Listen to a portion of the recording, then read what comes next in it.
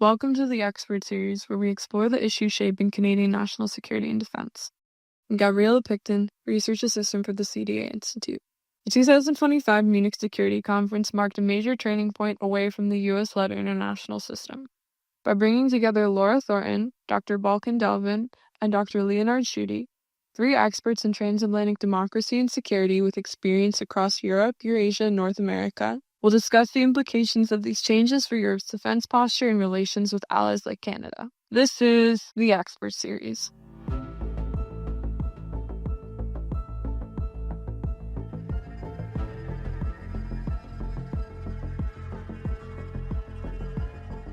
Now we'll speak to Laura Thornton, Senior Director of the McCain Institute in Washington, D.C. Thank you so much for joining us for today's episode of the Expert Series podcast program. We're thrilled to have you on to discuss the state of transatlantic democracy and security cooperation, a truly vital conversation in light of recent shifts in international security, alliances, and dynamics since the 2025 Munich Security Conference. To start, I'd like to look all the way to the end of the alliance's borders and to allies that have both recently and in years past been attempting to join. So, since the 2008 war into the present day, Georgia has historically served as a geopolitical warning sign for the West. How should NATO allies interpret recent developments that are occurring in Georgia?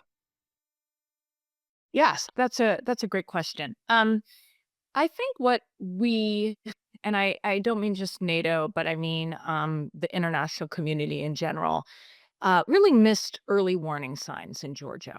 So I was, several of us who were working on the ground at Tbilisi and working on democracy programming could see very early on, like in 2017, 2016 even, that there were a couple warning signs about the country's stability with regard to governance and democracy.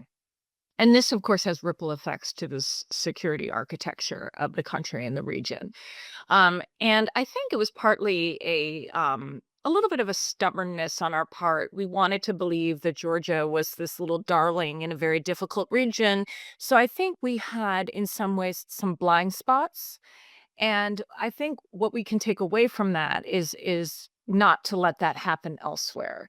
That we shouldn't be waiting for a 5-alarm fire to wake up and be like, oh man, things are not great in Georgia, when rather than acting a little bit earlier when we could see warning signs. And what I mean by that is, some of the building blocks of a stable, good governance structure for a country were not there. For example, the country never really embarked on a rule of law reform process that had been beleaguering the country, predating the Georgian Dream government in Georgia, but also other things that we've seen in other countries in Europe and in North America too, a rising far-right illiberalism that was percolating back in 2016 with attacks on women, with attacks on LGBTQ. And these are often, and I'm a democracy geek, so I've seen this around the world, these are early warning signs for other things. So it starts with LGBTQ community and gender issues, but it quickly moves to independent media. It quickly moves to restrictions on civil society. It quickly moves to in other directions that weaken the country with regard to a democratic building block for NATO. The other thing I think NATO didn't quite understand is to take sort of top line polling figures as orthodoxy. So yes, the Georgian people, and I did those polls. I led the National Democratic Institute, and we did all the political polling there. And yes, if you looked at those top lines, Georgians really approved of NATO. And I think there was too much of a washing our hands like everything's fine. But if they had really spent time and looked at more of our research and more of our data, they would have understood that was a little bit fragile. That if you presented Georgia with security guarantees, they were going to say yes. But if you also presented them with so for example, 80% of Georgians approved of joining the EU, but like a lot of them also approved of joining the Eurasian Customs Union. It was like, we just want to belong to things, right? And also, if we measured a lot of disinformation around NATO, And while Georgians could say, yes, I believe that Georgia should join NATO, they simultaneously believed myths about NATO. For example, a quarter of Georgians believing NATO hurt the Orthodox Church. Many people believing, like 40% believing that NATO would hurt Georgian traditional values. So both things can be true at the same time. And I think what NATO allies, but also more broadly European Union and more broadly the international community was missing was some of these threats that were lurking in Georgia and also in the public's perception. So in terms of a warning sign, I think looking at other countries, we should be more mindful to act earlier, that we should do a better job at preempting some of the threats to democracy before they get out of control. We should understand that these countries have domino effects. So what's happening in Georgia today is going to affect Armenia very deeply. It's affecting Azerbaijan, which was Georgia was a safe space for democratic activists from Azerbaijan. And understand Russia's tactics. So they use countries as testing grounds, and they've had amazing success in Georgia. So they're going to use that playbook elsewhere, and they are in the Balkans, they're using it in Eastern Europe, they're using it in other countries. So I guess what I would end on is just having a little bit more foresight. You've touched a great deal on ways that Russia uses countries in Eastern Europe and Eurasia as sort of testing grounds for their positions that they take towards others. I'm wondering if you can elaborate now a bit on what this signals about Russia's security posture towards the NATO alliance, particularly as the war in Ukraine seems to be being forced to close, and we could see these ripple effects potentially in Ukraine or elsewhere throughout the region. Well, I think the war in Ukraine has had ripple effects on Georgia and the region.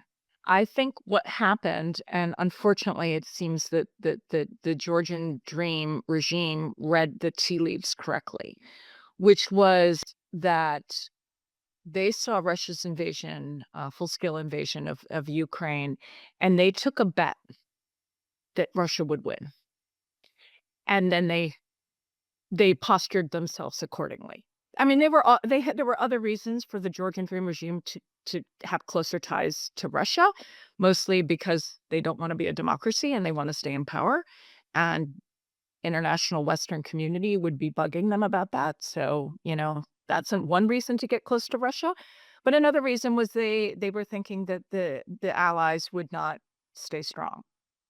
And so the war in Ukraine was a pivot point for the Georgian Dream regime because they were betting on the fact that Russia would be winning.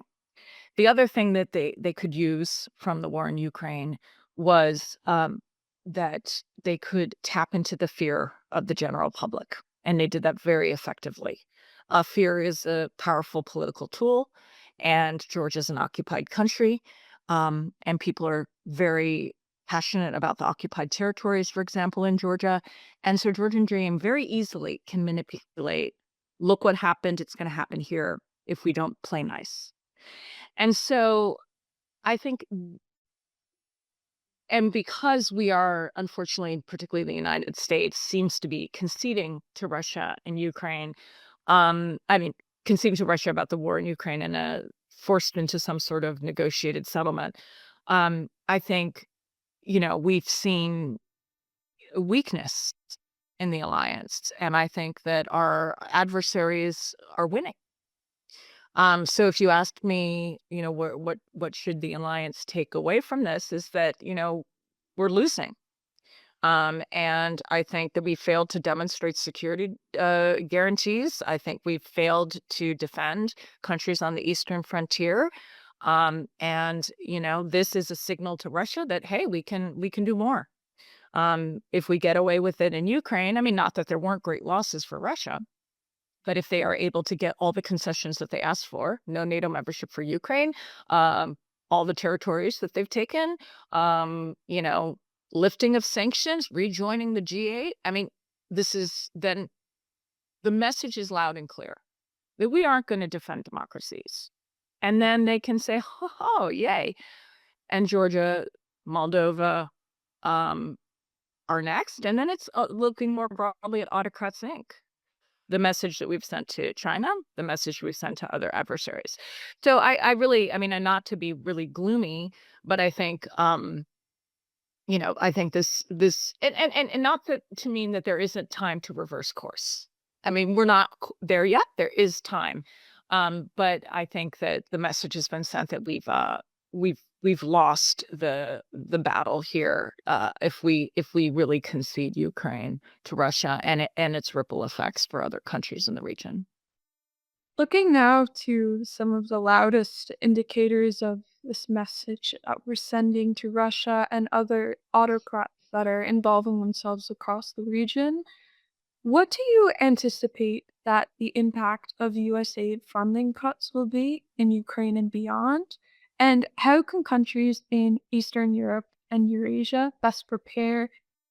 Um, I guess this is going to be a really gloomy interview because it's catastrophic. It's catastrophic. And I worked, almost every organization I've worked for has received USAID funding. All the work I was doing in democracy building was funded by the United States Agency for International Development. And granted, okay, I was an international organization. Maybe the world wouldn't collapse. It's not going to collapse without international organizations per se. But the amount of support to domestic civil society groups that were provided through USAID, also provided for the National Endowment for Democracy, which has also been suspended, even though that isn't part of USAID and it's a congressional allocation. So there's serious concerns about the legality of cutting that off in Treasury.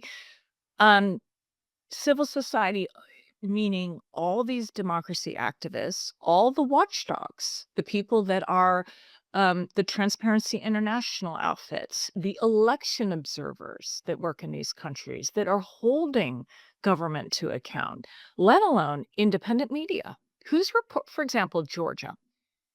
Who's reporting on the Georgian protests? Who do we rely on for information funded by USAID? Who's representing the prisoners that have been detained, the protesters who've been illegally tortured and then arrested for protesting? Who are their lawyers? They're funded by USAID. So you look at the entire democratic, unfortunately, a lot of the countries that we provide foreign aid to don't have a domestic, charitable enterprise that's going to support democracy activists. It's just the way it is. I used to live in Asia. I lived in Cambodia. I lived in Thailand. Same there. You can't expect people that are like living under the poverty line to be like, yeah, I'm going to support the local watchdog organization. No, they rely on foreign aid to be able to do the things they do. And without a robust branch of government, which I do view the civil society and independent media as the fourth pillar, without them, then we're going to see a massive backsliding in these countries that we've already seen backsliding. But this is just absolute gift to autocrats. I mean, the Kremlin must be just jumping up and down and popping champagne because a Georgian Dream government, delighted. And you can see they're tweeting all about it. They're like, yay, see, we were right. They're staging a coup. They're part of the global war party, et cetera, et cetera. So it's catastrophic. Now, what can we do about it? I really don't have great ideas other than a very simplistic one, which is, the European Union needs to help. And they need to step in, and other rich countries need to step in, and they're never going to make up for the entire gap that's going to be left by USAID, but they got to try. And this is also coming at a really bad time for because another organization that provided amazing support to civil society on the ground, really grassroots efforts, was the Soros Foundation. And they've also gone through a restructuring that they're not giving as many grants to these small organizations that are fighting for democracy, that are fighting for equal rights and supporting independent media and watchdog efforts also was already being defunded. Now you have USAID gone. Now you have the NED gone. It's gonna have serious consequences. So I hope that other international donor organizations can step in and fill the gap, because we can't expect, crowdsourcing among the Georgian public to make up for the millions of dollars that have been supplied by USAID. And in the meantime, advocacy within the United States, legal action within the United States to try to get that money reinstated. To move to tie this, as you said, absolutely catastrophic and freeze to U.S. foreign aid funding to more of the international security element of this issue, how do you anticipate that this will affect NATO's deterrent strategy across Eastern Europe and Eurasia and beyond? NATO, um, NATO piggybacks on all this other work. They I don't mean to use a derogative term, but they're freeloaders on the infrastructure that foreign aid provides. So NATO can't move forward in a country without all those building blocks that are supported through foreign aid. So whether we're talking about good governance reforms to get them up to standard to join NATO or to comply with the requirements of NATO, whether we're talking about rule of law, whether we're talking about the bureaucracy and civil service, whether we're talking about defense procurement, all of these things that help contribute to the security, building blocks to enable a country to be a reliable member of NATO, all of those things have depended on foreign aid. And also the absolute link, as we see very clearly, between democracy and security. I mean, I love democracy. You have me at democracy. Like, I'm on board. I want to support democracy around the world. But it's not just that. Democracy is a security issue. Russia invaded Ukraine because it's a democracy. If it wasn't a democracy, if it was Lukashenko, they never would have invaded, because they don't need to. And that's the strategy they're using in Georgia. I don't need to invade Georgia yet, because I'm just going to co-opt and manipulate this anti-democratic regime. And they're going to be a loyal patron, and they're going to be a vassal state of Russia. And then I don't need to really invade them with kinetic warfare. So all the things to prevent that, to ensure that the country itself is strong and resilient, is supported by foreign aid.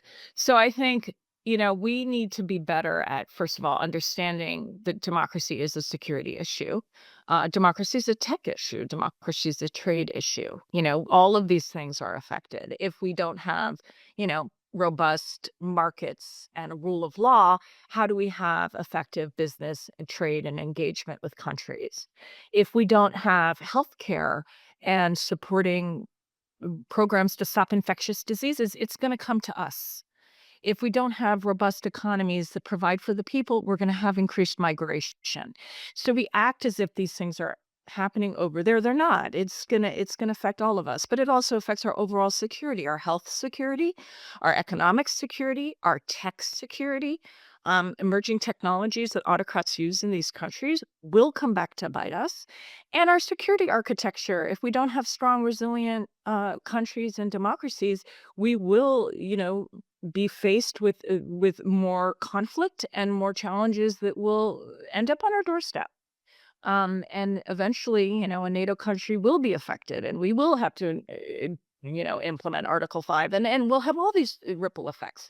So, so I think that, NATO really relied on foreign aid because of all those building blocks I just described, which is why it's really important that the NATO member countries need to step up and invest. If the United States is checked out right now, well, then the other members are going to have to take on a bigger load, not just in percentage of defense support, not just in creating alternative European security arrangements, but in terms of democratic support and foreign aid.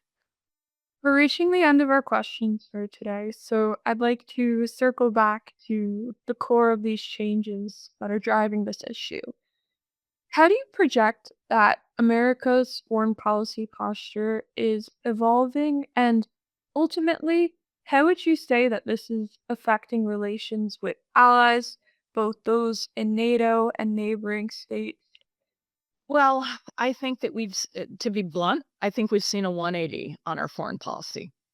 The United States foreign policy under the Trump administration has done a radical 180. All the values and interests that we used to approach our foreign policy posture has radically changed. So whether we're talking about foreign aid or we're talking about who are our allies, who do we defend, who do we stand up for, with particularly, I think, obviously, we're very focused on the foreign aid thing, which we've already discussed, and how, from the Trump administration's point of view, in my view, it's very short-sighted, as I just described, because there's this isolationism that they think, oh, foreign aid, it doesn't affect us. I've already explained that, of course it does. So it's very short-sighted. But it speaks to a deeper transactional nature of the Trump, and particularly President Trump, of the administration. What am I getting out of this? I'm not going to just give things for free. I want something in return. And by I want, it almost certainly means the president himself. What's he getting in return? And then, of course, so that's the foreign aid part. But then, of course, we're seeing this really play out with the full-scale invasion and the fact that the United States is not including Ukraine in its negotiations with Russia, or it had negotiations with Russia and Saudi Arabia without Ukraine. It seemed to have given Putin every single thing he wanted, every single concession he wanted, as I discussed earlier, from, saying Ukraine will never be a member of NATO. You can have all the land because you fought really hard for it. You can join the G8. We're going to lift sanctions, everything, and not a single concession from Russia. So they get everything they want. And so it's no wonder that our allies are like, whose side are you on? But it also leads to an important question.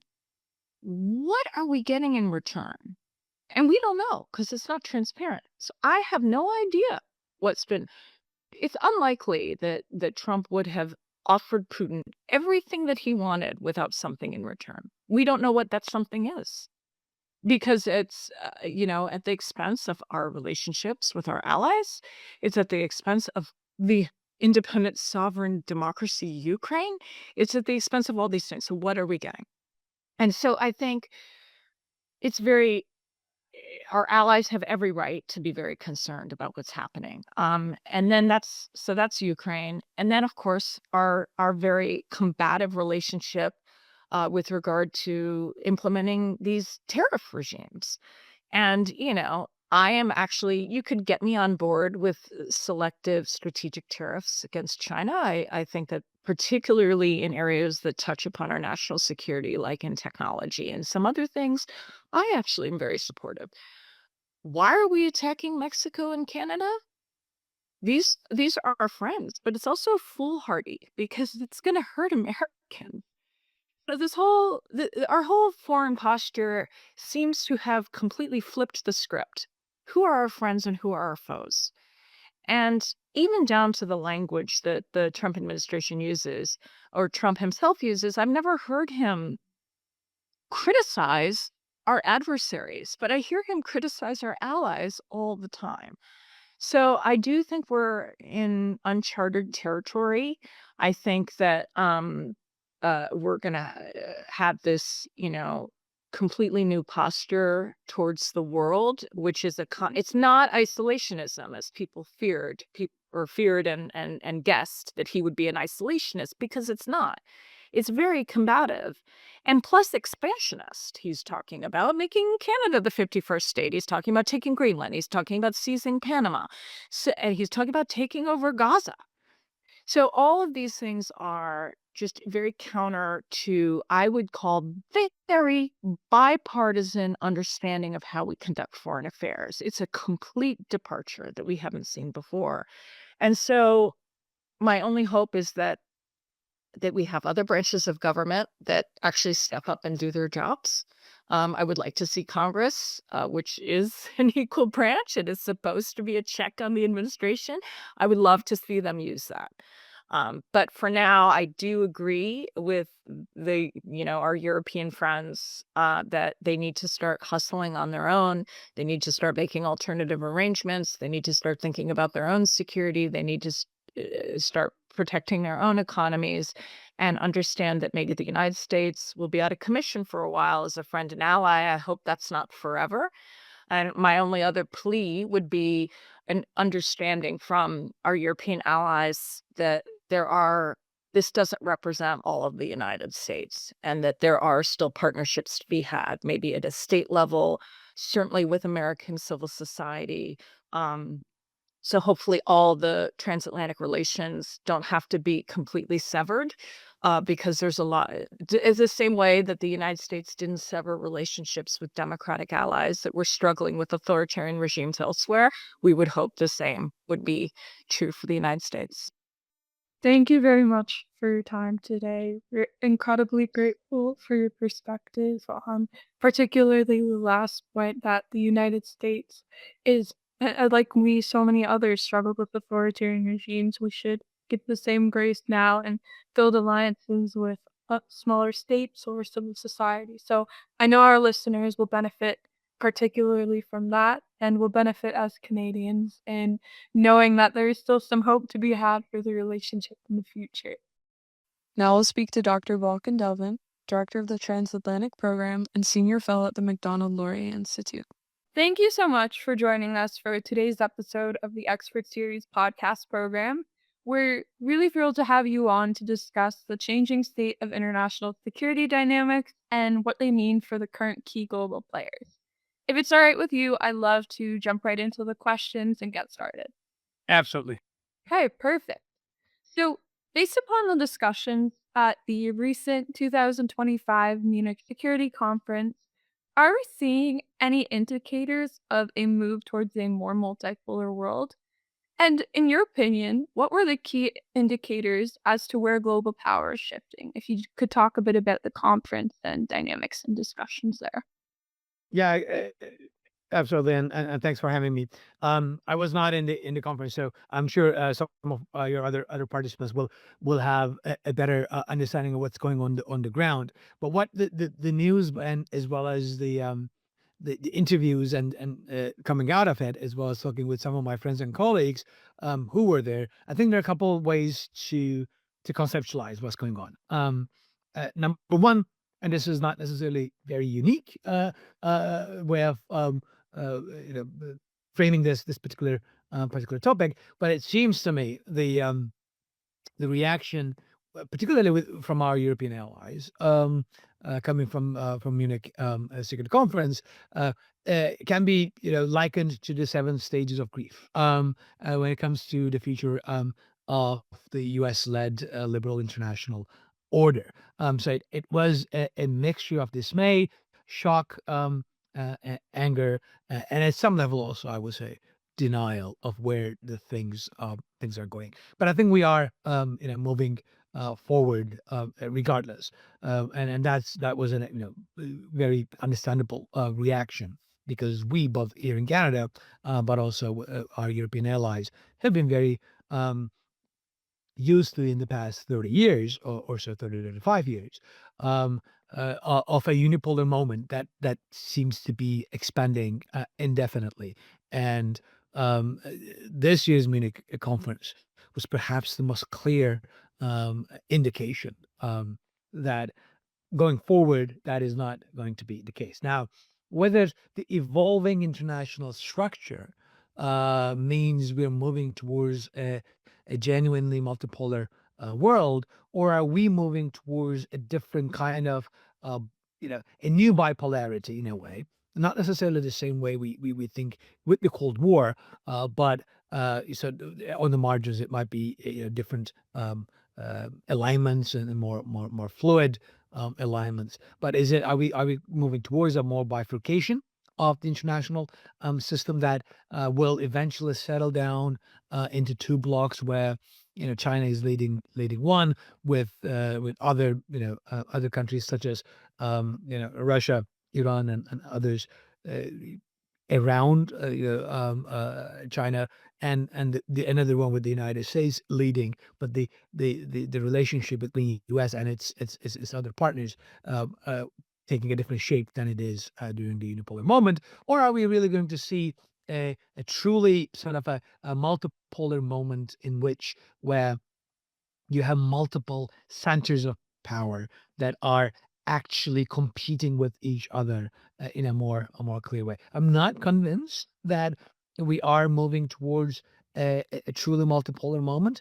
And not to get too technical, but I mean, you can have a tripolar structure, or you can have a multipolar structure if you have more than three power centers. But the central of it, the central notion of polarity, if you think through a international relations perspective, uh, is the ability of each pole to be able to shape its environment as well as engage in its own economic and security arrangements independent of the other major poles, and the fact that none of them can individually take on the other poles, right? So that's sort of the notion of a multipolarity. I'm not sure we will be moving towards there. To me, it looks like we're moving towards much more of a bifurcated system. However, the relationship within each bloc will be structured differently. And on the Western Bloc, if you think more broadly, that will be more or less U.S. led, given the disparities between economic and military power, in which Canada and Europe and are in the Pacific. Some of our Indo-Pacific allies will belong to. The relationship between the leading member of that bloc and the other members will not necessarily look like the one we had in the unipolar moment after the collapse of the Soviet Union in early 1990s. So um, I would be careful in terms of portraying this as a multipolar moment, in the sense of a truly multipolar structure. It is perhaps a more uh, uh, flexible, more fluid moment, but it will probably settle down in a bifurcated, broadly bifurcated system, in which we have two major powers shaping their own regional as well as their sort of associated alliance systems, and understanding that, I think, will be critical both for Canada and for Europe. Um, and we should not be under any illusions um, to assume that there is a viable sort of a third or fourth pole that either Europe or Canada can be part of. You've described a number of different potential pathways for international power structures to evolve, including stressing the notion of this potential for a bifurcated system to emerge.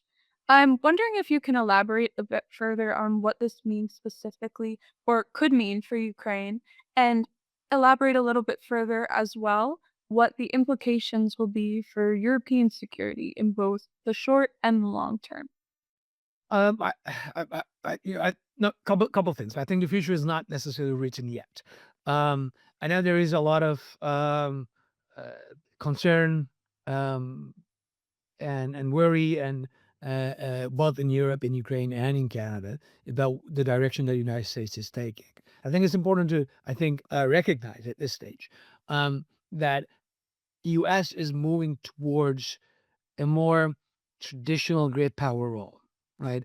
In which um, the the previous hegemon in the unipolar moment that provided the global public goods, including the maintenance of an open trade system, safety and security of passage in high seas, forward deployments around the world to ensure that regional conflicts don't turn into wars and those wars don't turn into global conflicts, etc. That's sort of a hegemonic role in which United States bear the cost of carrying the public good, which benefited the U.S. significantly as well, is changing. U.S. is moving towards a much more traditional balance of power understanding when it comes to dealing with other great powers, and therefore positioning itself less as a global hegemon of a unipolar international system, but more as a great power that is getting ready for a long-term confrontation with the other major great power that is China. You might have other regional powers such as Russia and others and Europe that will find this place in this particular structure.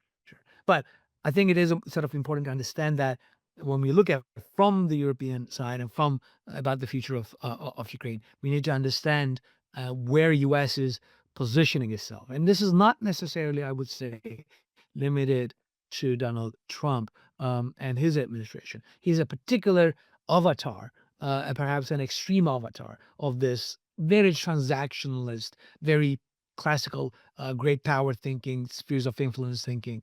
But he is not the only one. I think it also represents a broader shift in American strategic culture and the zeitgeist and thinking about international politics. We don't necessarily need to get into the details of why that is the case and why the Americans don't think it is in their national interest anymore to play that global hegemon and carry the global public goods going forward. But I think this is where we are heading. Now, because we are heading there, I think Europe also needs to sort of think of itself of how to position to protect its interests, right? And I think that would require a couple adjustments. Number one, that it requires overcoming the on the defense and security issues, overcoming the fact that Europe, as it stands, is not a single unit. It has different threat perceptions. The Nordic Baltic countries have a different threat perception and actions compared to that threat perception versus the countries in the south, say Spain, for example, or Italy. And in the Western Europe, it's a different threat perception and ability to do things versus the one in Central and Eastern Europe, right? So this fragmentation as a security actor in Europe also needs to be taken into account. So Europe first needs to sort of figure out, is it in the European in the European interest, and how can you calibrate various national interests within Europe that are diverged when it comes to security and investing in security, compared to the price that they're willing to pay to support other European countries. Because if the security is indivisible within Europe, you have to rethink how Europe as an actor can act in defense and security stuff. So I think there's number one, that has to come. The number two is that it is clear that American support, American presence in Europe will not necessarily be completely out, but will be decreased. I think it is very clear that, and this is not again only Trump. This has been Clinton, Obama, George W. Bush, Biden. It has been a coming warning saying that U.S. is not in a position to continue to be the primary guarantor, conventionally speaking, of security in Europe, and Europeans need to step up and do take the majority of the burden when it comes to conventional defense and security of the continent. I don't think this means that Americans will pull up stakes and leave, but it will be a backstop as a part of the extended deterrence and American strategic deterrence, as well as theater deployed tactical deterrence, will remain an important component through NATO, will remain an important component of defense and security in Europe. But conventionally, they are turning towards Indo-Pacific, and that's where the attention will go. Which means Europe needs to not only ramp up its indigenous capabilities when it comes to producing weapons and ammunition and capabilities as strategic enablers, which will continue to remain reliant on the United States, especially on ISR, intelligence, surveillance, and reconnaissance capabilities, high-end space-based and other capabilities, etc. So there is a dependence that will remain, but the other component part of it is that it is very clear that Europe would need to start getting out of the mindset of it's guns versus butter, and we want to protect the butter, right? The whole social welfare spending and all of the thing, and thus we don't want to spend on the guns. That mindset would need to change, and one of the, I think, reactions, the disbelief and the anger, stages of grief that I mentioned in Europe, is the fact that now there is a national security premium that needs to be paid. And there is clear differences within Europe, right? The Nordic, the northeastern flank, I would say, starting from Nordics, the Baltics, and going down to Central and Eastern Europe, Czech Republic, Poland, etc., as well as our Baltic allies and our Nordic allies, recognize this, and they put the money where their mouth is, right? Poland is going to get to 5% of GDP spending. So some European countries understand this much better than others, but it has to come there, and that there is a need to pay the national security premium. That if you don't have the guns, soon you will not have the butter, right? So that will come. Now, what it means, and I know I've gone for a little while on this one, but let me talk on the Ukraine component. I think again the future is yet to be written. A couple of things are clear from my perspective. I don't think there is a sustainable peace on the horizon. Primarily because Russia has no intention of altering its policies and ultimate objectives of subjugating Ukraine, erasing its nationhood, and turning into a vassal state. That was and that remains the primary goal of Kremlin, and he believes, and Vladimir Putin believes, that he can outlast the West and European support to Ukraine and Ukraine's ability to defend, resist, and push back, because he believes that the West and Europeans particularly don't have the political will. American policy going forward, I think, would be primarily leaving that responsibility to Europe. All this brouhaha with the middle deal and other things and so forth, to me, it reads a lot more about Trump administration wanting to wash his hands off Ukraine and move, which means Europe needs to step up. It can step up, and it will if it has the political will. It is partly capable of the issue, but that is being built. The reason why it is being built slower is the unwillingness of the political component. Europe, European Union particularly, but not only that, the UK as well, need to decide what Ukraine means and what Ukraine's security and sovereignty means for their defense, security, and prosperity. And once you identify what it means if Ukraine falls under Russian control, be it either as a vassal state or as a completely neutered gray zone within Europe, what does that mean for going forward for European security? I think it is clear for our Baltic, Central Eastern European and Nordic allies that this is an existential threat to European project, European security, European freedom, and prosperity. I'm not sure that is necessarily being shared with the rest, particularly in Western Europe and other places. So Europe needs to have a very tough conversation and realize what they need to pay up. Europe has the means, 500 million people, trillions of dollars worth of economy, an amazing industrial base that can be ramped up, right? To produce what is necessary to defend, protect, and force Russia to alter their cost calculation.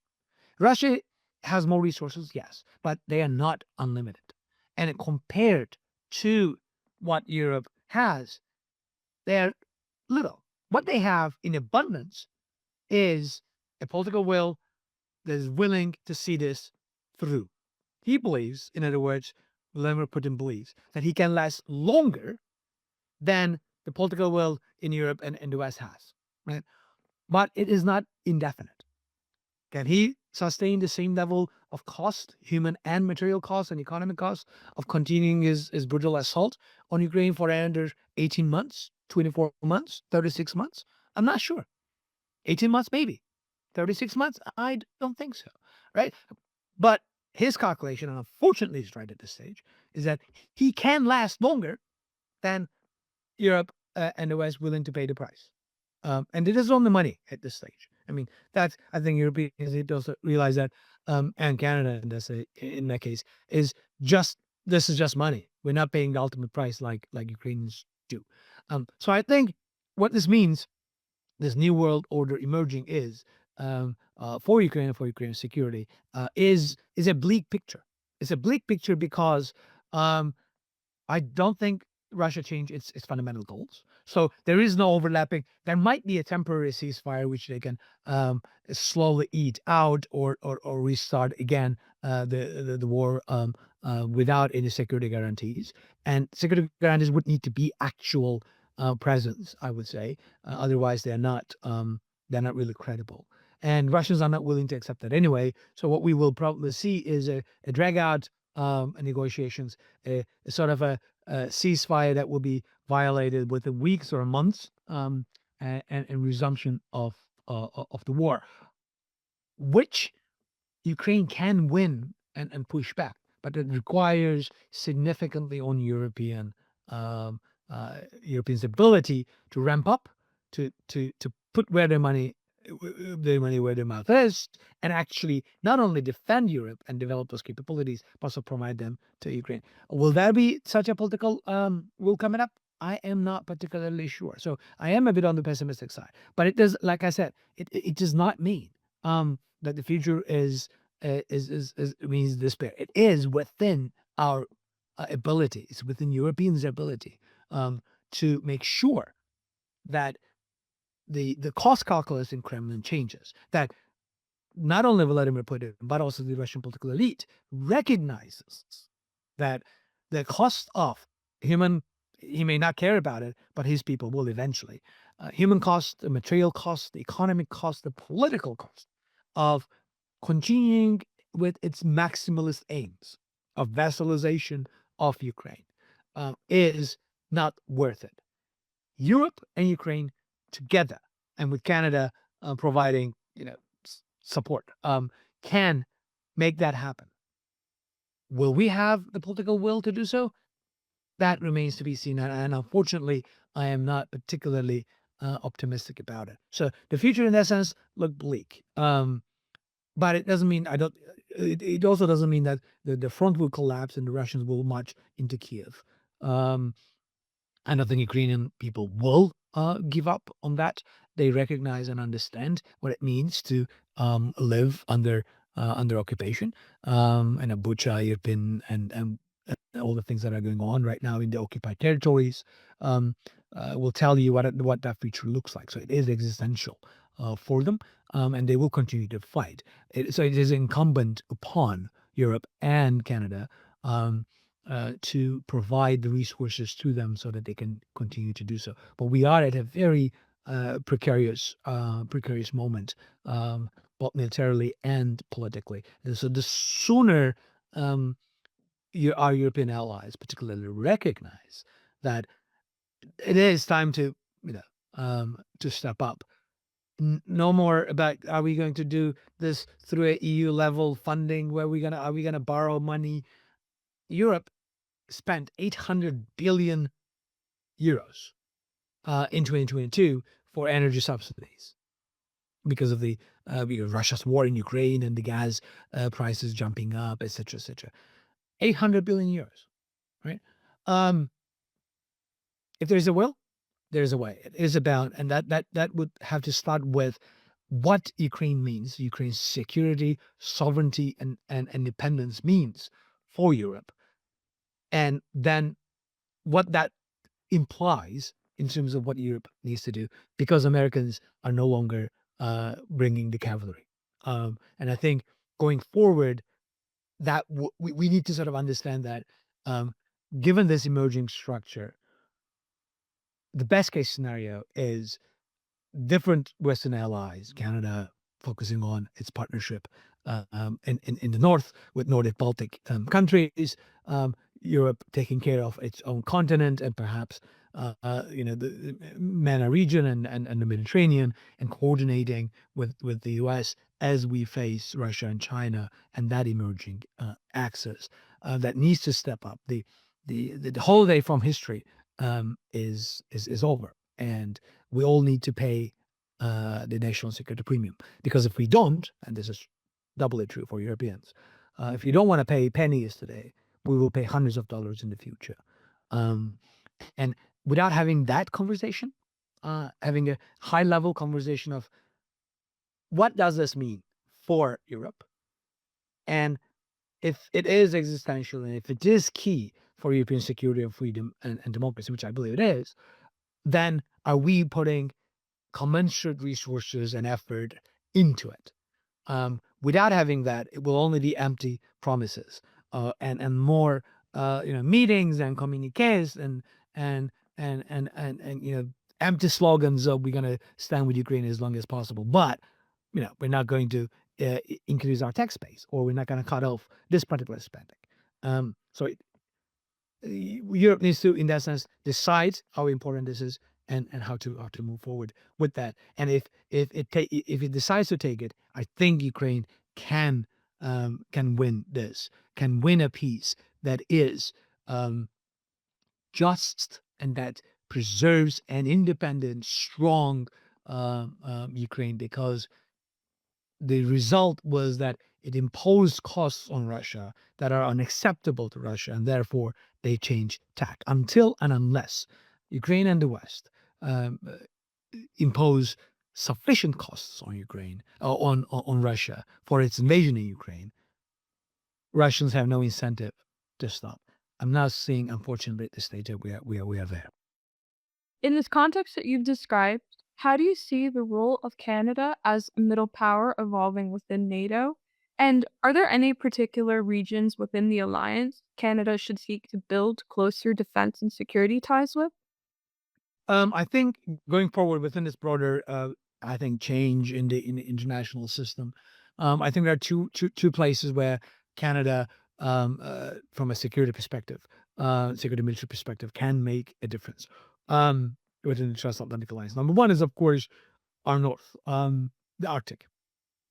Arctic, Canadian Arctic, is not NATO's northwestern flank, so it is part of defending that from Russian and increasingly Chinese incursions, etc. is essential, not only for the alliance, but of course also for the national defense here in Canada. So it's very hard to sort of disentangle the Arctic and the component from the continental defense here in Canada. So it is going to be number one. But which also means that the Canadian involvement going forward would need to tie it back to the defense of Arctic and approaches to North America, which means I would say that the real potential when we think about strategic partnerships where Canada can have the most influence, impact, and value added to its allies in this changing world would be what I would call the Nordic Baltic corridor, or and the North Atlantic, right? So the contribution that Canada has, we already have a forward presence in Latvia, which I would argue is forward defense of Canada in the Baltics. One needs to understand and recognize that Arctic-Baltic connection, the way both the Russians think about it as a single theater, but also because of the countries that are involved, are intimately linked, right? So major Arctic powers are also major Baltic powers. Denmark, Sweden, Finland, Germany, particularly with regards to their increasing interest in the Arctic and the North Atlantic.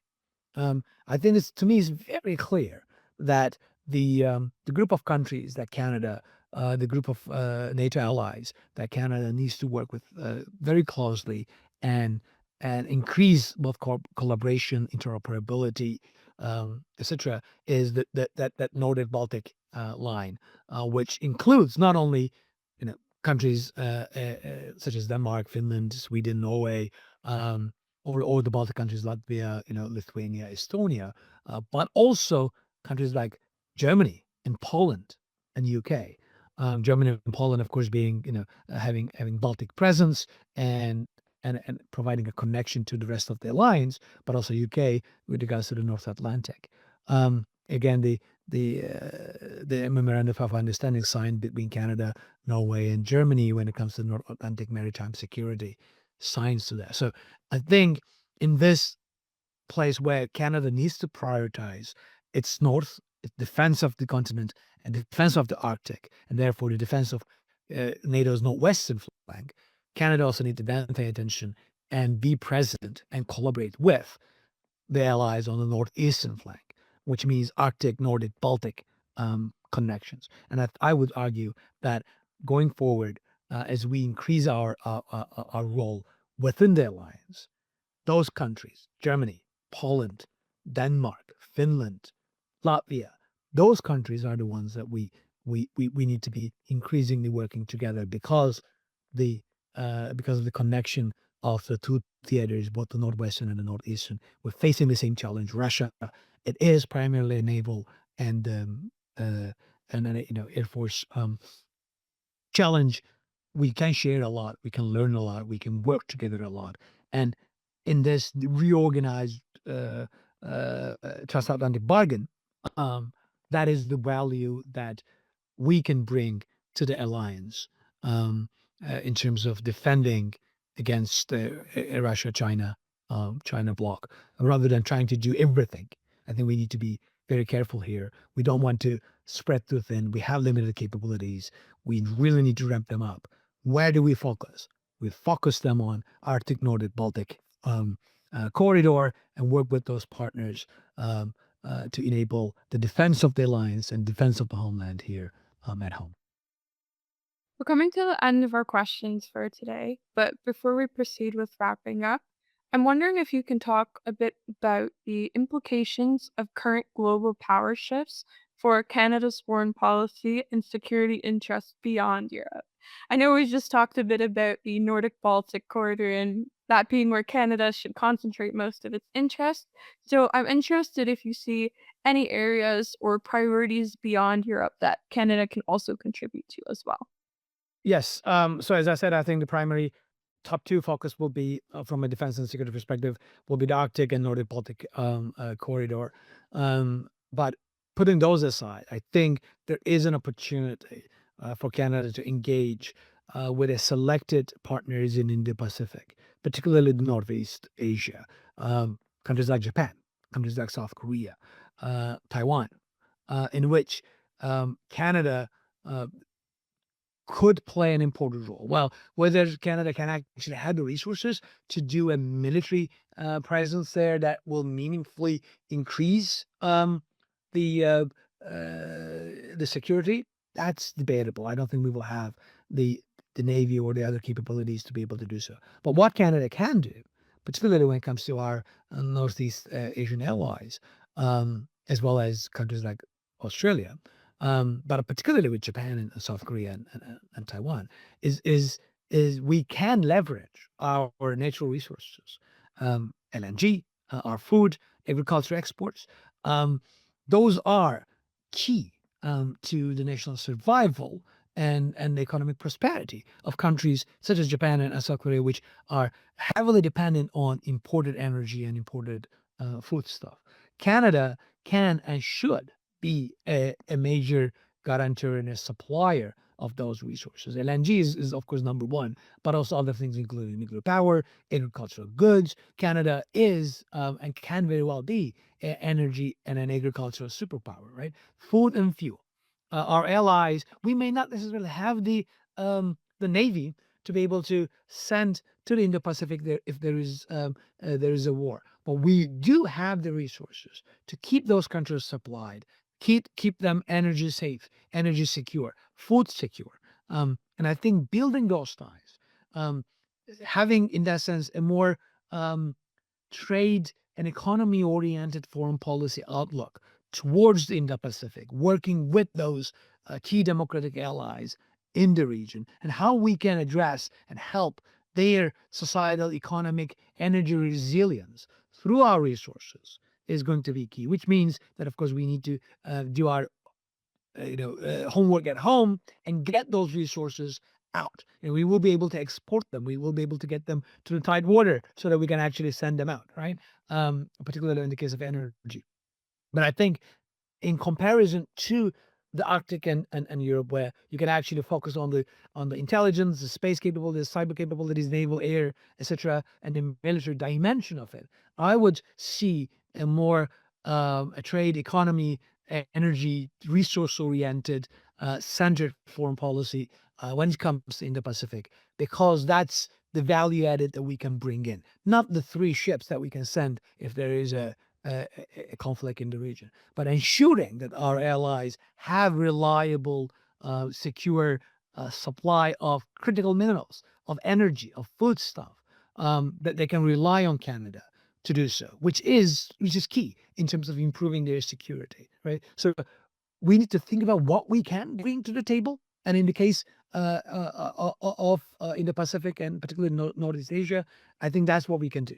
And to be frank and to be blunt, the rest of the world would need to be the 4th, 5th, 6th priority if it comes to it. We can't be everywhere. We don't need to be everywhere. And given the incoming global structuring, ordering, I don't think we need to spend much resources or time or can make meaningful differences, to be frank, in other parts of the world. So to me, the 3 top areas are very clear. It's continental defense in terms of North America and the Arctic, Nordic-Baltic connections and approaches, which is key with the North Atlantic, as well as bringing in useful things for our allies in the Pacific, primarily energy, foodstuff, and critical minerals. If we can do that, if we can actually execute on these 3 things, I think that would be amazing. And hopefully we will. But I think all these 3 are actually a lot of things to do. It requires a lot of state capacity, resources, and a strategic thinking that Canada needs to put and prioritize. If you are everything to everybody, you are not nobody to anybody, right? So you have to prioritize. We have to focus. We have to engage in selective strategic partnerships in this coming world, because we would need to do more. Americans are going to do less everywhere, and we need to do more. We have limited resources. What is the best way to do that while advancing Canada's national interest? So we have to start with that idea. What is Canada's national interest? How can we advance and defend it? And to me, it's those 3 areas that we need to spend our resources and time and energy. Well, we've reached the end of our questions for today, and I know our listeners will have already benefited greatly from your perspective on how Canada can best situate itself in this changing global order. Now we'll speak to Dr. Leonard Schütte, senior researcher at the Munich Security Conference. Thank you for joining us for today's episode of the Expert Series podcast program. As tensions in U.S.-Ukraine relations have escalated dramatically in the past few weeks, we're thrilled to have you on to discuss what this means for the state of NATO and for European security in the long run. The new American administration clearly outlined their changing foreign policy and security priorities at the 2025 Munich Security Conference. Can you assess how said decisions have already started to affect relations with both allies and adversaries into the current day? So Vice President J.D. Vance's speech in Munich was indeed quite a dramatic moment for everyone in the hall, but of course everyone else who followed it. But I think to fully grasp its significance, one needs to zoom out and actually read that speech in combination with a speech given by Secretary of Defense Pete Hegseth the week before, and the readout from the US-Russia summit in Riyadh a few days later.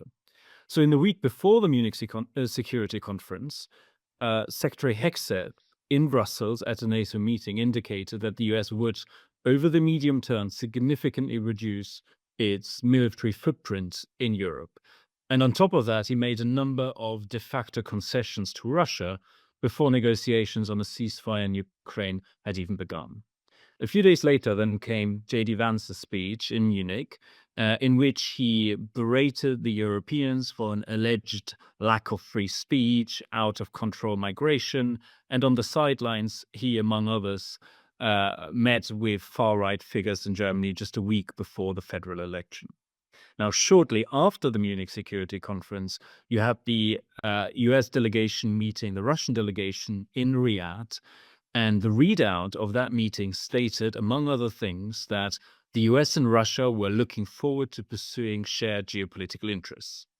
So, in other words, in the space of just a single week, the Trump administration questioned, or perhaps even called obsolete, not only fundamental strategic basis of the transatlantic relationship, namely that to ensure peace and security in Europe, Russia needs to be deterred, but the Trump administration also challenged the very normative foundation of the transatlantic relationship, that there is a shared liberal democratic value set that holds the alliance together. Now, if you then also consider that the US may also launch a trade war against Europe, and it, as you know, has already imposed tariffs on Canada, one really wonders what, if anything, of the transatlantic relationship remains. And of course, such a caesura has had quite an effect in Europe. Even the most principled transatlanticists, those in Britain and Poland, or among some of the German Christian Democrats, have had to acknowledge that we are in a completely new era, an era in which the Europeans can no longer rely on the US to defend Europe. And in response of the past days and weeks, we've seen quite frantic diplomatic efforts to reconsider, year-long, decade-long red lines on how to fund significantly higher defense spending that will be in order in Europe, and how to safeguard a potential ceasefire in Europe. So you could say that finally, Europeans are responding to this extremely loud wake-up call from Washington, and have at least committed to taking primary responsibility for defending the continent. I'm interested if we can speak a bit further about how Europe can seize on the events of recent days to increase its support for Ukraine. We've talked about how quickly situations have escalated over the past few weeks and even the past few days since the White House's press conference with Volodymyr Zelensky last week. We've seen since then European NATO member states rally more closely around the Ukrainian cause. What do you think the ramifications of this incident and any subsequent conferences, and I believe it was the United Kingdom, will be for Europe and European security in the days and weeks to come? Yeah, given the pace at which history is unfolding at the moment, I'm hesitant to make any predictions, but I think it is clear that Europeans have to at least prepare for the possibility that the US will hold almost all of its military assistance to Ukraine.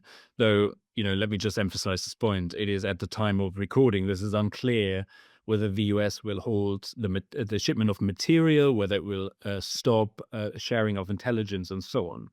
But either way, I think it's clear that Europeans will have to prepare for that scenario. And now, the Europeans, I think, know that they cannot make up for all of what the US currently provides to Ukraine, but there is definitely much more that the Europeans can currently, in the short term, do. The first thing they can do is to actually surge supplies of those equipment that the Europeans still have in stock. And that includes weapon systems that currently, for political reasons, have not yet been provided. Europeans can also provide greater funding to Ukraine to actually empower the Ukrainian defense industrial base, something that the Ukrainians have done quite successfully over the past months, is actually to, empower their own industry so that they become increasingly independent of Western supplies. And something else they can do is to actually try purchase from the United States those weapons that the US no longer wants to provide to Ukraine. So there are, a number of steps that Europeans can take in the very short term. I think over the medium term, and we are seeing this unfold already, in London the other day, Europeans were discussing whether to send troops to safeguard a potential ceasefire. So I think it's imperative that the Europeans actually come up with their own plan on how peace in Ukraine can be ensured. Because so far, Europeans have been fairly reactive to US initiatives. But in turn, I think an own plan, a credible plan underwritten by resources is the only way really that the Trump administration will take the Europeans seriously in any negotiation. So just to summarize, I think there are a number of material things they can do to provide military assistance, and the other thing would be to come up politically with a plan of what the Europeans wish to see in Ukraine, rather than just merely reacting. As a result of these changes we've been discussing, can we anticipate any further changes in intercontinental defense and security relations as a result? And are there any notable voices or countries that the geopolitical center of this issue in Europe seems to be shifting towards? Yeah, that's a great question.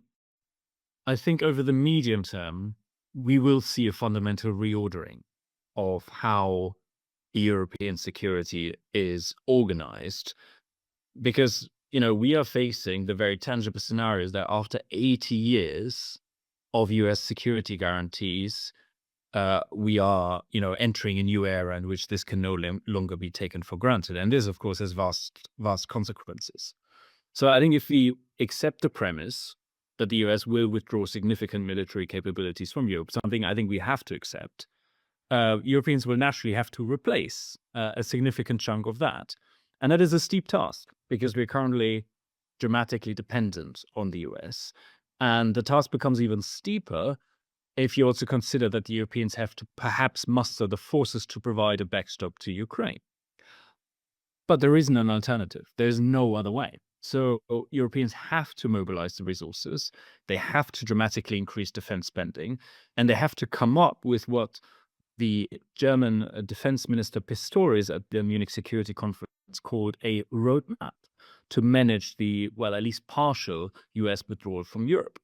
So in that context, I would draw your listeners' attention to the upcoming NATO summit in The Hague at the end of June, because that one will be the one to watch. It is there that a new defense spending pledge is supposed to be agreed upon. People talking about 3.5, 4%. And the said roadmap is meant to be discussed in The Hague. So it's shaping up to be a momentous summit. Now, on your question about the sort of the leading countries in Europe, I think given the gravity of the scale of reorganizing European defense, it has to be a number of countries that provide leadership in that matter. So it can no longer be as traditional European politics used to be organized between Paris and Berlin. It's absolute necessity that coalition is broadened to include Poland, to include Italy, but also to include non-EU members like the United Kingdom, which both on the diplomatic but also military side has assumed significant leadership ever since Russia's invasion in February 2022. So I think one mustn't underestimate the vast military but also political changes that the US change in grand strategy will entail in the years to come. We're reaching the end of our questions for today, and we've been able to cover a lot of really fantastic ground.